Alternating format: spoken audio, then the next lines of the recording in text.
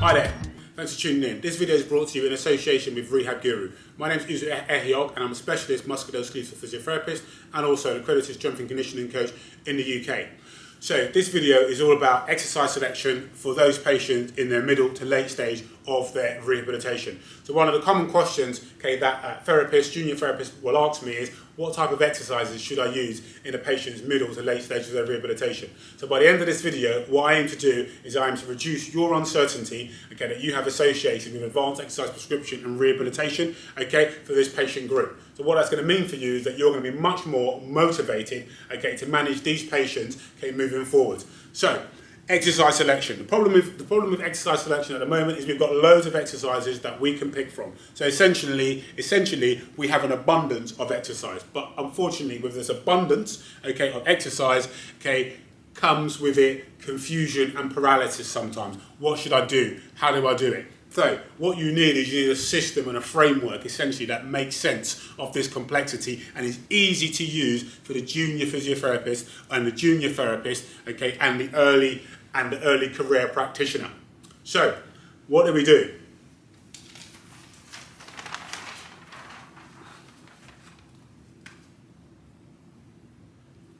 Okay, so the best way to think about this is to break it down into patterns. So we have exercises that have a rapid extension pattern. Essentially, it involves some type of jump. These exercises are often ballistic in nature, or they are plyometric in nature, but they involve some type of jump. And often it's a jump, if it's a non-plyometric exercise, it's going to be a jump with weight, or it's going to be a med ball throw, or it's going to be jumping with a weight, or it's going to be an Olympic weightlifting type derivative of some sort, They can be bilateral or they can be unilateral in nature. The key thing to take away from this is that these exercises are all about increasing the rate of force development. And they are power-based exercises. These exercises must be done fast, and the weights are not normally that heavy, or the load is not normally that heavy.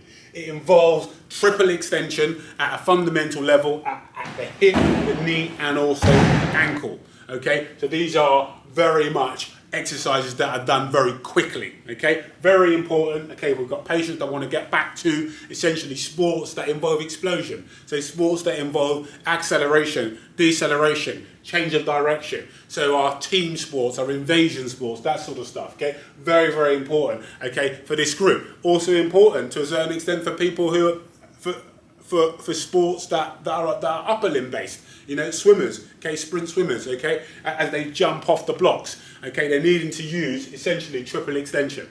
So key takeaway here is that actually there's two categories. So there are ballistic exercises and then there are plyometric exercises. The plyometric exercises, you will be familiar with them. So these exercises involve utilization of the stretch shortening cycle. These are exercises that are kind of commonly jumping over hurdles, jumping on the spot, tuck jumps, jumping onto boxes, jumping off boxes, that sort of stuff. So that's that category, rapid extension. So the next category of exercise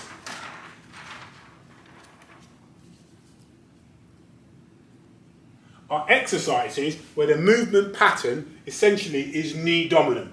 The best way to think about this is these will be your squats, these will be your lunges. They can be unilateral in nature or they can be bilateral in nature.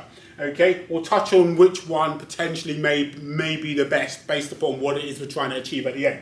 But at a fundamental level, these two exercises are used to improve two different capacities. One can be muscle hypertrophy, so an increase in muscle or tendon tissue mass. These exercises are very good for that. Equally so as well, and probably where they have most utility in use, is to improve the patient's maximal strength.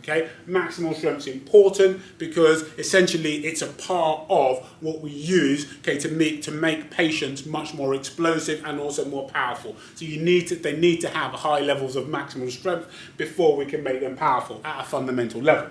So these are knee dominant exercises, and as I said, they can be unilateral or they can be bilateral in nature. Excellent. So the next category of exercise, or the next movement pattern category of exercise, are those exercises which predominantly are hip dominant. So the best way to think about these exercises, essentially they involve a lot of bending at the hip, and not much bending at the knee. Okay, so this will be traditionally activities such as the deadlift and all of its derivatives. So the Romanian deadlift and also the deadlift. So often they're bilateral, and there's an important point when we think about, okay, whether you choose to do a unilateral exercise, okay, or whether you choose to do a bilateral exercise. If the goal is to improve the patient's maximal strength, then it's much better to do a bilateral exercise. And that also applies to the last category of the knee dominant exercises. Why is that? Because essentially you can generate more force through the ground on two legs than you can on one leg at a very fundamental level. Okay, primarily because of the base of support. There's a much larger base of support, okay, when you are trying to essentially generate force through the ground. So these are much better to be bilateral. Also, another takeaway in terms of the hip dominance is that actually when they are hip dominant, what we're tending to use is the extensors. And what you'll realise is when we then move back to the rapid extension exercises, okay, most of the power and force that comes through these rapid extension exercises is actually in the hip phase. So you need strong hip extensors, okay, in order to be powerful. So this is why the hip dominant exercises are really a category of exercise that are very important, okay, in middle to late stage rehabilitation patients. Okay, so the next category essentially is an upper limb category, and it's a pushing pattern. Okay, these can be horizontal, okay, pushing patterns, or they can be vertical pushing patterns. Okay, they can be bilateral or they can be unilateral in nature. So these exercises are really important. Okay, they're useful for developing general physical robustness around the shoulder girdle, but they can also be used in a stabilization role as well. So these are important. And when we talk about pushing, either we're using an implement and we're pushing away, okay, from our center of mass, or we're pushing our body away, okay, away from the floor as an example, so handstand push-ups, that sort of stuff. But at a fundamental level, okay, the pushing type exercises are very useful as a pattern, okay, within upper limb rehabilitation. And if you think about it occupationally as well, okay, your patient may actually need that occupationally. They may need to push away, okay, you know, from a supporting surface rather. Okay, the next category of exercise are patterns which involve pulling.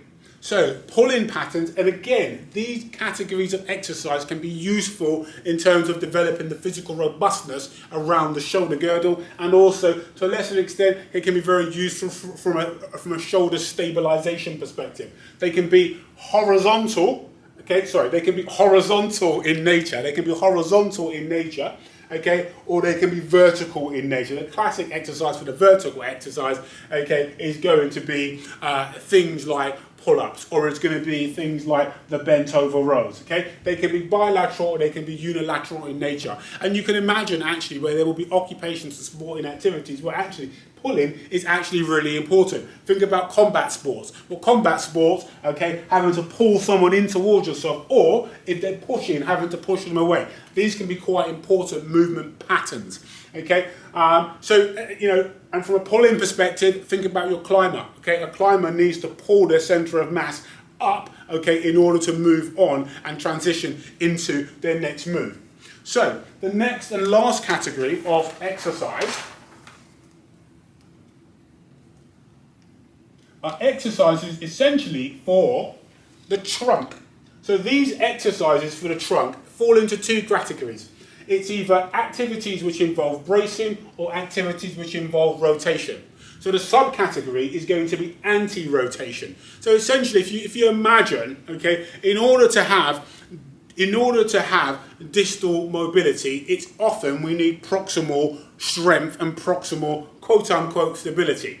Now, unfortunately, bracing exercises over the years have actually got quite a bad name within, you know, physiotherapeutic cycles, okay, because of what's happened in the past and some of the misunderstandings around core stability. But if we think about it purely from a physics perspective and a performance perspective, okay, being able to brace and hold still, okay, can be important. Okay, it can be important for your patient in both team sports and also in and also in contact sports. But also at a more fundamental level, okay, activities that involve the lower limb often involve transferring force into the ground. Okay, if you're trying to transfer force, or your patient's trying to transfer force into the ground, okay, it's really important that actually they have some core strength around the midsection, because that's going to allow the transference of forces from the ground upwards. Okay, the next category is going to be rotation. So rotation, again, you can imagine there are plenty of sports that involve rotation. Okay, so plenty of racket sports that involve rotation. Okay, there are plenty of sports, okay, and also occupations where actually being able to rotate, okay, under load is important. So this is another category of exercise, essentially based upon the pattern of movement, okay, which you can utilise within your rehabilitation of these patients at the middle to late stage. So I'm going to stop talking now, but essentially if you've enjoyed this, okay, and you want to find out more, then look, please feel free, please subscribe to our website, okay, and then you'll never miss an update. Equally so, if you want to take it further, I run an online integrated clinical strength and conditioning course, okay, which is online, which you can access, okay, via our website, and also there's a link in the show notes below. Okay, so thanks for listening, and I really do hope that this has been helpful for you and also useful as well. Okay, thanks a lot, and goodbye.